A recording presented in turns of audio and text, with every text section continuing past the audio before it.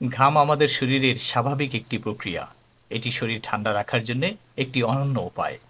গরমে বা পরিশ্রমে ঘাম হওয়া স্বাভাবিক, কিন্তু যদি বিনা কারণে অতিরিক্ত ঘাম হয় তাহলে বিষয়টা একদমই হালকাভাবে নেওয়া উচিত হবে না।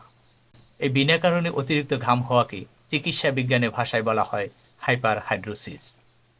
এক্ষেত্রে শরীরের ঘাম গ্রন্থি প্রয়োজনের তুলনায় বেশি সক্রিয় হয়ে যায়, ফলে হাত পা মুখ পিঠ সবসময় ভিজে থাকে, এমনকি ঠান্ডা অবস্থাতেও। বেশি ঘাম হওয়া হতে পারে থাইরয়েডের সমস্যা, ডায়াবেটিক, অতিরিক্ত মানসিক চাপ বা হরমোনের ভারসাম্যহীনতার লক্ষণ। কখনো আবার এটি হতে পারে হৃদরোগ, সংক্রমণ বা কিছু ঔষধের পার্শ্ব প্রতিক্রিয়ার ফলেও।